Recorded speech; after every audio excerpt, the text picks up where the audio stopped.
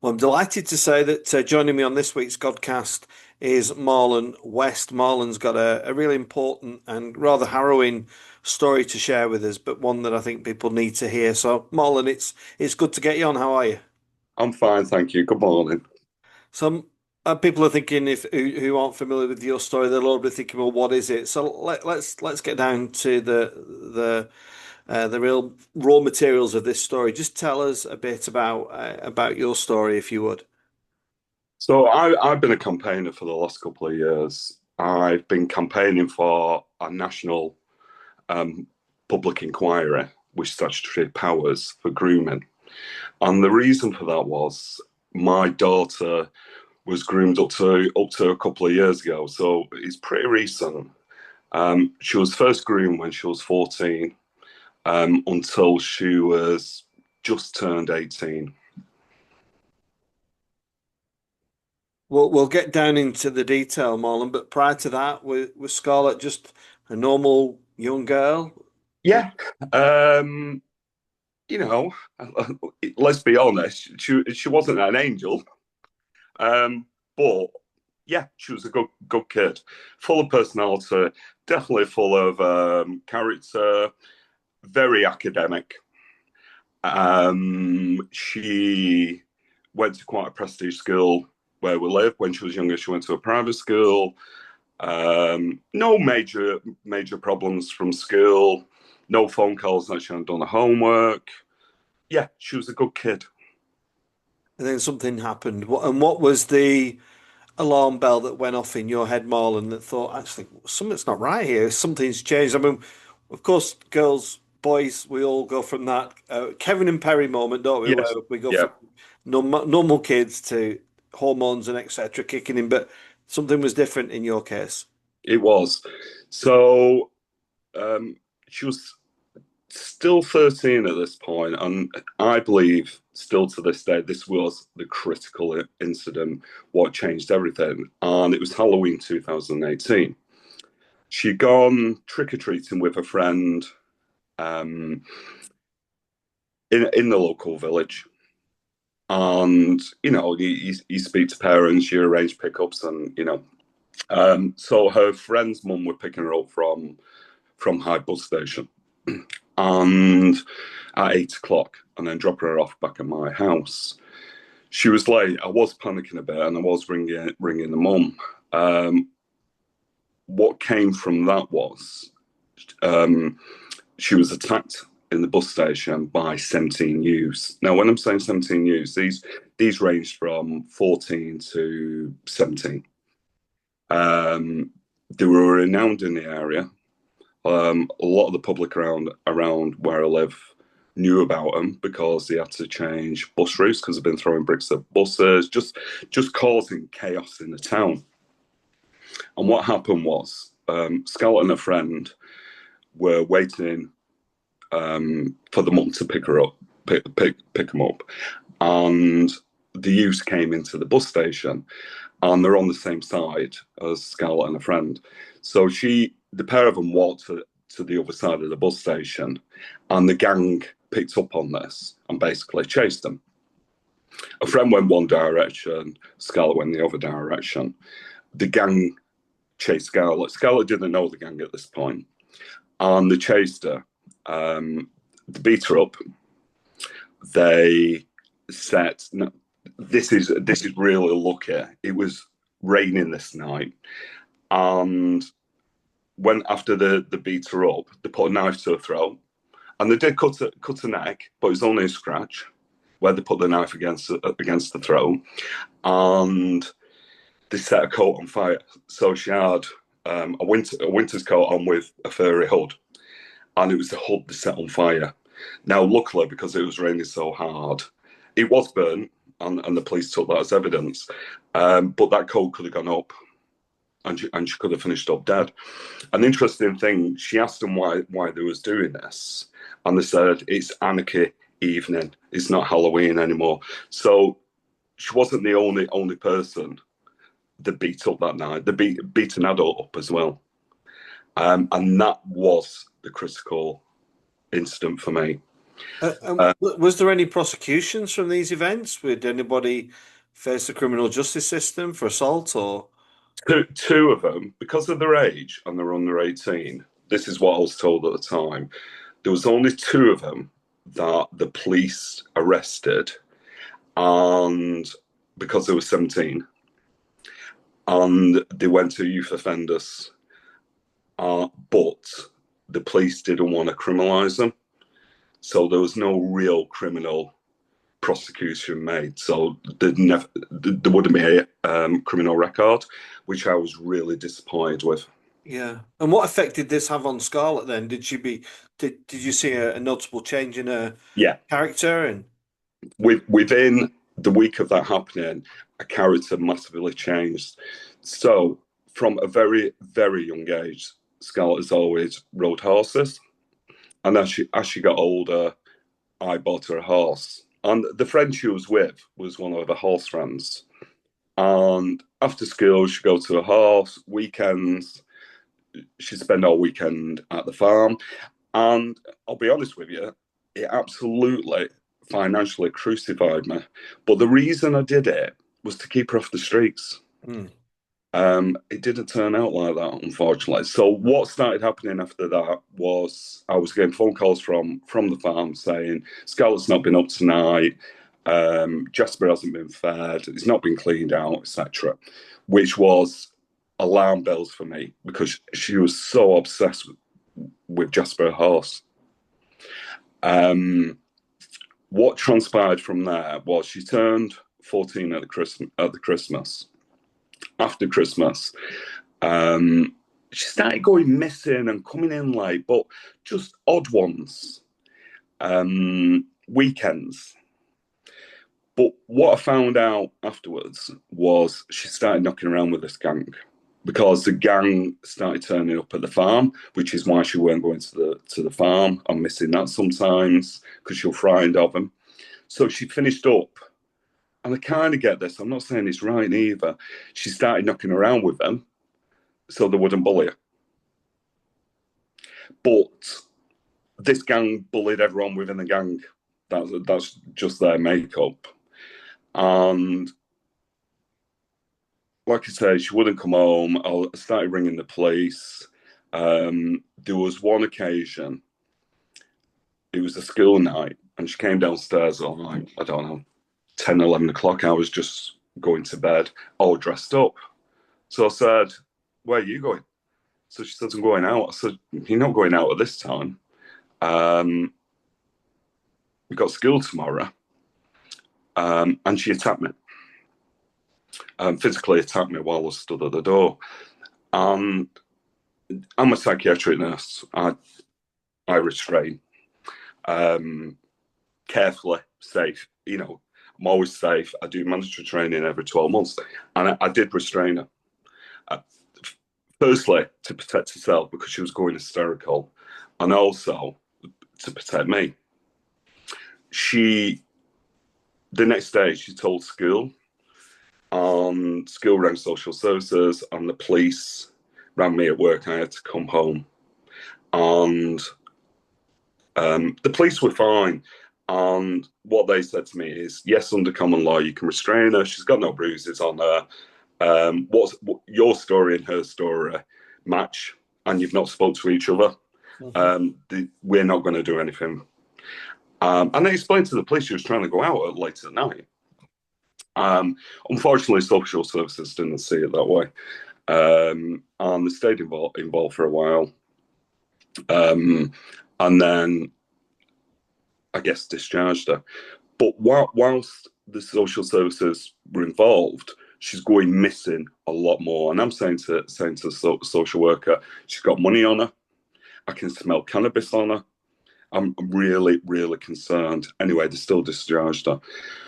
Again, what transpired from there was one of the girls, or women, I should say, who sold him cannabis, the drug dealer, took Scarlett under her wing and basically started grooming her for prostitution.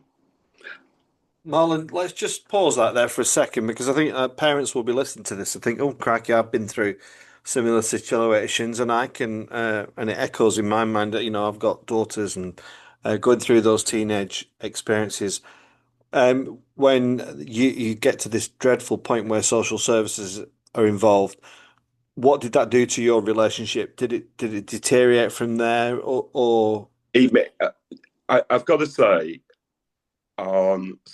some people don't get this, but parents who've experienced what I've experienced do get this. I am more angry with social services and the police than I am actually of the groomers because we have an expectation for them to protect children, and they didn't. So one of the things what social services did do was they did something called a laddo because I'm a professional. So if you're a police officer, school teacher, and there's concerns with safeguardings, they will report you to work. So one was I was suspended from work. To be fair, that we were okay. The other one was before they discharged her, they came to my house and said to Scarlett and myself, mostly me, your dad cannot lay any hands on you. If he does, you must ring the police. mm, Now that another critical moment. I still believe to this day, if I could physically stop her going out late at night, she wouldn't have been groomed. And what also transpired from that was Scarlett started physically attacking me all the time. At one point, I was stood in front of the door, and she kicked me that hard. She broke three of my fingers, and I blame social services for that. mm. That there was no support at all, no emotional support, and the only safeguarding they did was for me to stop my own daughter going out. Yeah. So effectively, your daughter had been given free range to do what she wanted Yeah, with yeah. the security blanket of if he does anything you don't like, basically tell us. And it's a real difficult, vicious circle, that isn't it? It is, and she even at the time, and she's older now, and she's so apologetic and remorseful. She was even trying to blackmail me, saying, "You give me money, or I'm going to ring the police and say Mm, you hit me." mm. Obviously, I didn't give her any money. Your story, even to this point, Marlon, resonates with me in my work as a parish priest in a tough urban setting, servicing, uh, ministering on two very challenging estates, and as you mentioned a few minutes ago, this then took a really nasty turn for the worse, even beyond Yeah, you could possibly imagine. And you yeah. mentioned prostitution. Take us down that dark tunnel for a moment, if you would. So it happened twice. One not severe, and the second time extremely severe. So I were reporting her missing over 100 times. Um, she was going 100 times. missing. 100 times. I think it was in total 121 times. I only know that because I've just got the subject access request from the Great Manchester Police that I've been waiting for 4 years. And when your daughter's coming back, they're bringing you back, and you're kind of, and imagine there's a cry for help going on here. It's like, thanks for bringing her back, but now what? Yeah. So an example of that was they brought her back. She was 14. She'd been missing, um, let's say, a week, and they brought her back, and I mean in the middle of the night. 2, 3 o'clock in the morning. Might have even been later than that. And two coppers came to my house, woke me up, and brought her in. And I said, "Oh, brilliant! Thank you for bringing her home. Where did you find her?" So they said, "Oh, we found her on an industrial estate um, with two men and a woman." I said, "Oh, brilliant! Have you arrested him?" Because I lived in Hope. "Have you Mm. arrested him?" No. Why would we do that? Well, you've just told me she's with three adults. She's 14-year-old. What do you think they were doing on the industrial estate? Oh, we can't get into that. And was the attitude of the police and social services, because then the next day I'll be ringing social services saying they brought her home, they found her on an industrial site. Um, so no, they definitely didn't protect her. What did happen was, and it was the hardest thing I've ever done in my life. I've said this a number of times on interviews. Is I put her in care, but even that were a battle with social services. I had to literally beg them to say, I need her in care, and as embarrassing as it sounds, I cannot keep my daughter safe. And eventually they did. But this is after she'd been missing for 2 weeks. I won't go into all the details, but I found her in Derbyshire. I found her address, 3 doors up from a Derbyshire police station. Who wouldn't get involved because she was a Tameside resident. And the police did go around in the end and had a cup of tea with the groomer. And I've still got the text now. Texting me saying, your daughter's with her friend. I won't name the female groomer. Your daughter's with her friend, blah, blah, blah. She is safe. I asked them to do something called a child abduction warning notice. And I text the police and social services, which I still have the text now as evidence. The police texted me back and said, no, we can't do that. That needs to be social services. Social services texted me back and said, no, we can't do that. It needs to be the police. Obviously, I've done my research since that time. Both of them could have done it. Anyone could have done it. It's like saying, no, we can't do a safeguarding referral. Any of them could have done it. So she had a period in care. When she returned literally on just after her 16th birthday. Because this is the other thing with social services. Once they're 16, they go over to like the aftercare team, leaving care team. And again, I've looked into this. They only have to have 6 contacts a year. Is it the minimum? And the work on the minimum. And within a week of her returning, what I didn't know was the female groomer kept in contact with her while she was in care, and then she started to groom her again. But this was different.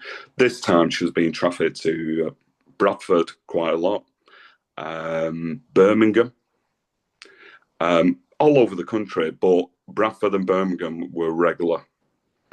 When you say she was being trafficked, She was being trafficked for prostitution. And, you know, the police have opened an investigation again, only recently in the last few months. And I believe the only reason why they've done that is because of all the media attention I've possibly done with the documentary, etc. Why I found out on my worst, and this is only in the last couple of months, my worst fears came true, is over 60 men have raped her. Now, one of the amazing things what Scarlett has done, which we were aware of, was I don't do Snapchat. I'm old. I can only just do Facebook. But Snapchat does GPS coordinates, and she kept a diary from 16 to 18 and was taking pictures of the groomers. And it's got all the tracking on it, which is amazing for the police. I'm really proud of her. It's evidence. It's evidence. Yeah, it's evidence. This is just, this is just awful to hear. Was she being trafficked as a child prostitute or as a woman? Yes, no, as a child prostitute. And this is why it stopped when she was 18. She was no longer any use to the paedophiles. Not a child anymore, yeah. And the other thing is, people don't, the public don't get this, I think. I might be wrong, but So we talk about CSE, child sexual exploitation, and then we talk about CCE, which is child criminal exploitation. That they come for girls, they come as one thing. So it's both. So even though they're prostituting her and making money from that, she's also doing county lines, transporting weapons. They use that one individual as much as they can because it's a resource. And this was also happening with Scarlett. It seems, you know, from listening to you, Marlon, I mean, I'm just thinking of the crimes here. You've got grooming, child exploitation, child abuse, Yeah, drug dealing. Um, that's just off the top of my head. yeah, How many prosecutions have happened for those crimes? none. So one of the final straws, or for Scarlett, this is why another reason why it changed. So she'd been missing for about a month, and somewhat were different this time. When she used to go missing, she'd text me every day, saying, "Dad, I'm safe." I'll be texting her about saying, "You need to come home. I'm really distressed," and I'd use all kinds of tactics, and she'd never reply. She'd just text me and say, "I'm safe." This were different because I'd not been hearing off her, and I was literally screaming at the police. And they weren't particularly interested. No, we can't find her. We can't find her. She's nearly 18 now. We can't find her. I said, well, she's texting me every day. So why don't you track a mobile phone? I'm not a detective, but it seems like common sense to me. And they did. And they tracked her down to Rochdale. And what had been happening, which I found out afterwards, they were using Airbnbs to move her around Rochdale and Bury, but mostly Rochdale. And they raided this house and they arrested another groomer. It was shifted by this point from a female to a male groomer. And they arrested him. Um, but they arrested Scarlett for intent to supply Class A drugs because they found kilos of heroin and cocaine and crack in the property. Um, Luckily, Marlon, I mean, I don't want to say the police are thick, but it doesn't take much to realize when a young person, a teenager, is in the eye of the storm that really they're not the perpetrator. That there's a whole circle of evil going on there, and and in I many think it's ways, common. to arrest the person in the middle is the easy thing, isn't it? Yeah, It's and it's common. extraordinary. I speak to other parents now. In some ways, Scarlett was really lucky. So they bailed her for a number of weeks, possibly a couple of months, and they didn't prosecute her. But I speak to other families and other survivors where they've got a criminal record Mm. from 16-year-old or 15-year-old for intent to supply Class A drugs. The life's ruined to some extent psychologically, and then to have that put on. And as well as I do, if you want a decent job, you need a clean criminal history. And why do you think, Marlon, that nobody has faced a judge on these crimes? Why has and it's important to say that we're using your daughter's name because she is kind of Yeah, giving up her own yeah, uh, immunity yeah. from the story. Just say something about this. So a lot of its theories. One of them is definitely around being politically correct and not offending certain communities. That's definitely one of them. Even myself now being interviewed by yourself, I'm very careful what I say because of the fear of being accused her of being racist. So there's that one. I believe strongly, and I've really looked into this. A lot of the areas, I'm not saying all of them, but 90% of them are Labour run councils. And I do believe it goes deeper. History has shown us that, especially in Rochdale in the past with Cyril Smith. I do believe it goes deeper, and they don't want to lose votes. And I have said this in the past. One of the words I'll use is votes over justice for children. Mm. Even now, my local area, I can't get meetings with the council. They just will not discuss it with me. For what reason? I do think Yeah. fear votes. I try all the time. One of my close, I guess, colleagues who's been really supportive with me is a local councillor Billington, and this did go global, and he was interviewed for the news. But at a public meeting, he asked the chair about grooming in Tameside, and he was shouted down. He was shouted literally to sit down and shut up because he mentioned grooming. And for him, what happened from that was he got a knock at the door from the police. And again, this reinforces fear. See, that doesn't particularly bother me because I'm past that. Yeah. And what about your Member of Parliament's engagement? So I've met Jess Phillips a few times. Jonathan Reynolds is my local MP, and to be fair, he's quite nice. Jess Phillips met her once at Westminster, met her once in Manchester.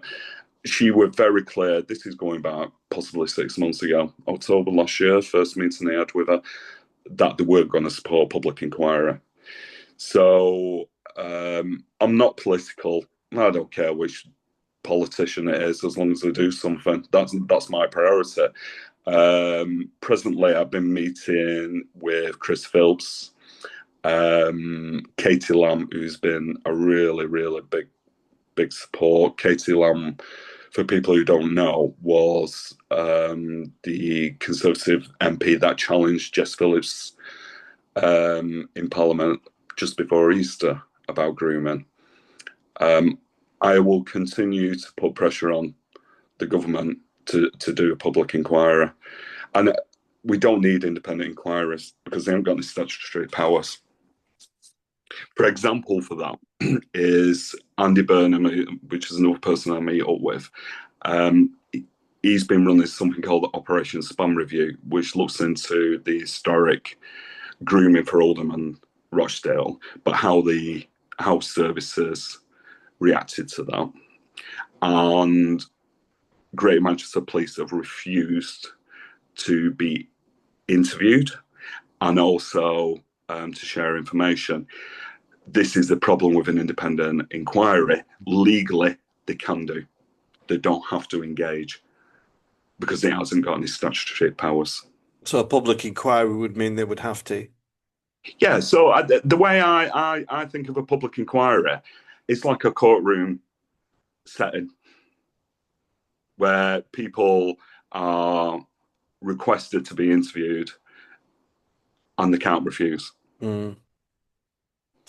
Marlon, for me, listening to you, this isn't about colour, creed, religion. No, it's not. This is about justice for your daughter. Yeah. And probably turning to your daughter is probably an appropriate place to bring the podcast to an end. How is she? What are her goals? She's prepared to talk to the media, isn't she? Just tell us about maybe how she is now and what the future might look like. Okay. The negative side is she's very traumatized. I get a number of phone calls. She's living around the corner from me in a flat. Her choice, not mine.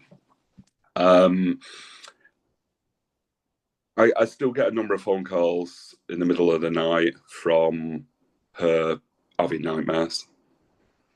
Um, she spends a lot of time in a flat isolated because she's feared of going out because the groomers are still around her. On the positive side, she missed a lot of schooling.